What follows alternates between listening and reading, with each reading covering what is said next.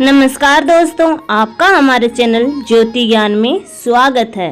वैशाख मास महात्म्य अध्याय 24। श्रुतदेव जी ने कहा, हे राजेंद्र, वैशाख महीने की शुक्ल पक्ष की पूर्णिमा तक अंत की 3 तिथियां पुराय तथा कल्याण देने वाली है। सब पापों का क्षय करने वाली ये अंत की तिथियां पुष्करिणी कहलाती है। वैशाख मास में जो महीना भर स्नान करने के योग्य न हो, वह इन 3 तिथियों में स्नान करके पूर्ण फल प्राप्त करता है। सब देवता लोग त्रयोदशी के दिन गरज कर इसको पवित्र करते हैं। चतुर्दशी के दिन यज्ञ करके देवता लोग इसको पवित्र करते हैं तथा पूर्णिमा के दिन सब पर्व और तीर्थ विष्णु भगवान के साथ रहते हैं। ये ब्रह्म हत्या करने वाले, शराब पीने वाले सभी को पवित्र करती है। प्राचीन समय में वैशाख की एकादशी के दिन शुभ अमृत उत्पन्न किया। उसकी विष्णु भगवान ने द्वादशी के दिन रक्षा की तथा हरि भगवान ने त्रयोदशी के दिन यह अमृत देवताओं को पिलाया तथा चतुर्दशी के दिन देवताओं के बेरी दैत्यों को मारा और पूर्णिमा के दिन सब देवताओं की साम्राज्य की प्राप्ति हुई। तब देवताओं ने प्रफुल्लित नेत्र तथा भली भांति संतुष्ट होकर इन तीनों तिथियों को वर दिया। वैशाख महीने की ये तीनों शुभ तिथियां मनुष्य को पुत्र, पौत्र इत्यादि फल देने वाली तथा सब पापों को नाश करने वाली है। जो नराधम वैशाख मास में सब तिथियों में स्नान करता, उसको इन तिथियों में स्नान करने से पूर्ण फल होता है। इन तीनों तिथियों में जो मनुष्य स्नान, दान इत्यादि कर्म नहीं करता, वह चंडाल की योनि प्राप्त करके ब्रह्म राक्षस होता है। वैशाख मास की इन तीनों तिथियों में जो गर्म जल से नहाता है, वह 14 मनवंतर तक रोग नाम का नरक में जाता है। पितर और देवताओं के निमित्त जो दही और अन्न का दान नहीं करता, वह पिशाच की योनि प्राप्त करके प्रलय काल तक ऐसे ही रहते हैं। वैशाख मास में नियम करके जो अपनी कामना में प्रवृत्त रहता है, वह अवश्य विष्णु भगवान की सायुज्य मुक्ति को प्राप्त करता है। इसमें कोई संदेह नहीं है। जो माम पर्यंत नियम में न रहकर इन तीनों तिथियों में नियम का पालन करता है, वह पूर्ण फल को प्राप्त करके विष्णु लोक में आनंद करता है। जो मनुष्य देवता, पितृ, गुरु तथा विष्णु भगवान के निमित्त श्रद्धा से स्नान इत्यादि नहीं करता, उसको हम श्राप देते हैं कि वह बिना संतान, बिना आयुष तथा बिना कल्याण का हो। इस रूप प्रकार से देवता लोग वरदान देकर अपने अपने धाम को चले गए। इसीलिए ये तीनों तिथियां पुराय देने वाली तथा सब पापों का नाश करने वाली है। अंत की पुष्करिणी नाम की तिथियां पुत्र, पौत्र की वृद्धि करने वाली है। जो सुवासिनी स्त्री पूर्णिमा के दिन मालपुआ और खीर ब्राह्मण को एक बार देती है, वह यशस्वी पुत्र प्राप्त करती है। जो गृहस्थ इन तीनों दिन कुटुंब को भोजन कराता है, वह दिन दिन अश्वमेध का फल प्राप्त करता है। इसमें कोई संदेह नहीं है। इन तीनों दिन जो विष्णु भगवान के 100 नामों का पाठ करता है, उस बुराई का फल स्वर्ग या संसार में कोई नहीं कह सकता। पूर्णिमा के दिन मधुसूदन भगवान को सहस्त्र नाम लेकर दूध से स्नान कराने पर मनुष्य पाप रहित होकर विष्णु लोक को प्राप्त होता है। जो मधुसूदन भगवान का संपूर्ण विभवों से पूजन करता है, युग और कल्पों के नाश को जाने पर भी उसके लोक का क्षय नहीं होता। जिसकी वैशाख की पूर्णिमा बिना स्नान किए और बिना दान किए बीतती है, वह ब्रह्म हत्या करने वाला गुरुघाती तथा पितृघाती होता है। वैशाख महीने में प्रतिदिन श्रीमद् भागवत के आधे या चौथाई श्लोक का पाठ करने से मनुष्य ब्रह्महत्व को प्राप्त होता है। जो कोई इन तीनों दिन श्रीमद् भागवत सुनता है, उसको पाप नहीं लगते। जैसे कमल के पत्ते पर जल, इन तीनों तिथियों की सेवा करने से कितने ही मनुष्य ने देवता का पद पाया, कितने सिद्ध हो गए और कितनों ने ब्रह्मत्व को प्राप्त किया। ब्रह्म ज्ञान से प्रयाग में मृत्यु होने पर अथवा वैशाख मास में नियम से जल में गोता लगाने से मुक्ति होती है।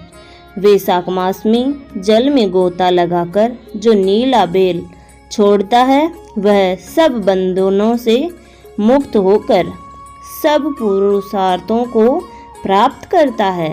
जो गरीब कुटुंबी श्रेष्ठ ब्राह्मण को गाय देता है, वह इस संसार में अकाल मृत्यु से निर्मुक्त होता है तथा परलोक में परम पद को प्राप्त करता है। जो वैशाख पूर्णिमा को बिना स्नान किए और बिना दिए बिताती है, वह कुत्ते की 100 योनि पाकर विष्ठा में कीड़ा होता है।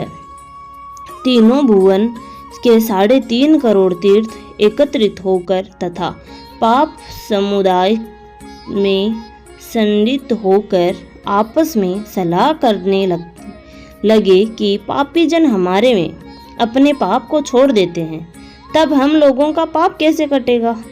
ऐसी चिंता से व्याकुल होकर वे शरणों के शरण तीर्थपाद हरि भगवान के पास गए। अनेक स्तरों से उनकी स्तुति करके वेग से प्रार्थना करने लगे। हे देवों के देव, हे जगत के नाथ, हे सब पापों के नाश करने वाले पापी मनुष्य लोग, हम में स्नान करके सब पापों को त्याग कर आपकी आज्ञा के अनुसार संसार में आपके पद को प्राप्त करते हैं। हे जनार्दन, हम लोगों के वह पाप किस प्रकार हटेंगे, उसका उपाय कहिए। हम लोग दुखी होकर आपके पैरों की शरण में आए हैं।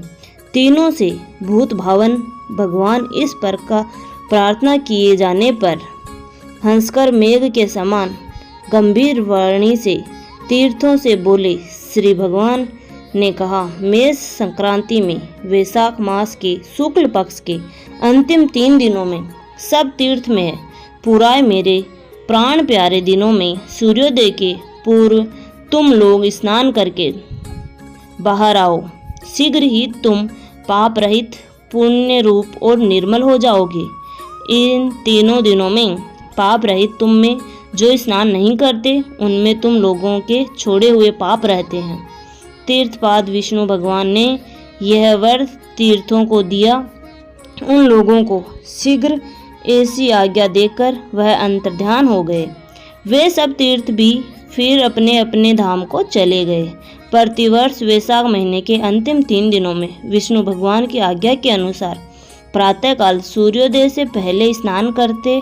उसमें पापों से विमुक्त होकर ये अत्यंत निर्मल हो जाते। जो लोग वैशाख महीने के अंतिम 3 दिनों में स्नान नहीं करते, वे सब मनुष्य के पापों को आश्रय हो जाते हैं। न स्नान करने वाले को तीर्थ लोग ऐसा श्राप देते हैं, जो इन तीनों दिन स्नान नहीं करता, उनके समान कोई पापी नहीं है। सब शास्त्रों में विचार करने से ऐसा पापी न देख पड़ा न सुन पड़ा। इसीलिए इन तीनों दिन स्नान, दान, पूजा इत्यादि करना चाहिए, नहीं तो मनुष्य 14 मनवंतर पर्यंत नरक में जाता है। महीपति श्रुतकीर्ति ने इस प्रकार से वर्णन किया।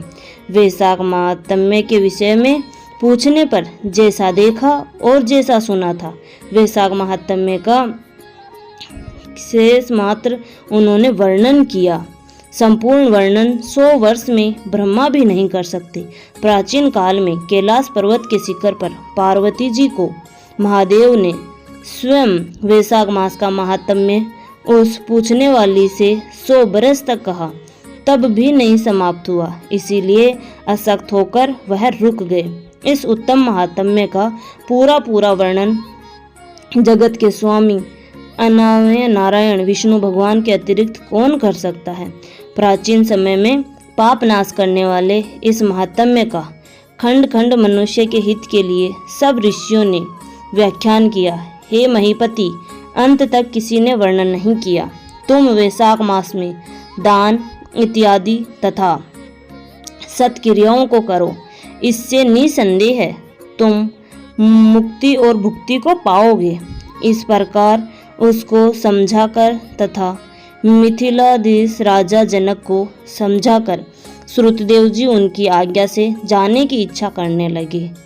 वह राजश्री प्रसन्न होकर आंखों में आंसू भरकर अपनी बुद्धि के लिए सुंदर उत्सव कराने लगा। गांव की प्रदक्षिणा करने के अपने उनको पालकी में बिठाया। चतुरंग सेना के सहित वह भी उनके पीछे पीछे गया। फिर अंतपुर में ले जाकर सब प्रकार के विभवों से वस्त्र, अलंकार, गाय, पृथ्वी, तिल तथा सोने से पूजन करके, नमस्कार करके तथा प्रदक्षिणा करके हाथ जोड़कर सामने खड़ा हो गया। तब बड़े तेजस्वी और यशस्वी श्रुतदेव ऋषि जी संतुष्ट होकर प्रसन्नता पूर्वक अपने धाम को चले गए। नारद जी ने कहा, हे अम्बरीश, मैंने तुमसे यह उत्तम व्याख्यान कहा है। इसके सुनने से ही वे सब पाप कट जाते हैं और यह सब संपत्ति को देने वाला है। इससे मुक्ति, भुक्ति, ज्ञान तथा मोक्ष प्राप्त करोगे। ऐसा उसका वचन सुनकर महायशस्वी अम्बरीश ने प्रसन्नचित होकर तथा बाहरी व्यापारों को छोड़कर दंड के समान पृथ्वी पर गिर गए। उनको सिर से नमस्कार किया और सब विभागों में से उनकी पूजा किया। पूजा करने के बाद उनकी आज्ञा पाकर भगवान नारद मुनि व बुद्धिमान दूसरे लोक को चले गए, क्योंकि श्राप के कारण उनकी एक स्थान में स्थिति नहीं रहती। राजश्री अम्बरीश नारद जी के कहे हुए इन शुभ धर्मों को करके निर्गुण परब्रह्म में लीन हो गए। हे श्रुति जी ने ऐसा कहा, इस पापनाशी बुराई बढ़ाने वाले उत्तम व्याख्यान को जो सुनता या पढ़ता है वह परम गति को प्राप्त करता है। हे मानद, लिखी हुई पुस्तक जिसके घर में रहती है उसके हाथ में मुक्ति रहती है। सुनने इत्यादि की तो क्या ही कहना। धन्यवाद दोस्तों, आशा करती हूँ आपको ये जानकारी पसंद आई होगी। ऐसी ही जानकारी प्राप्त करने के लिए आप हमारे चैनल को subscribe, like, share and comment जरूर करें। धन्यवाद।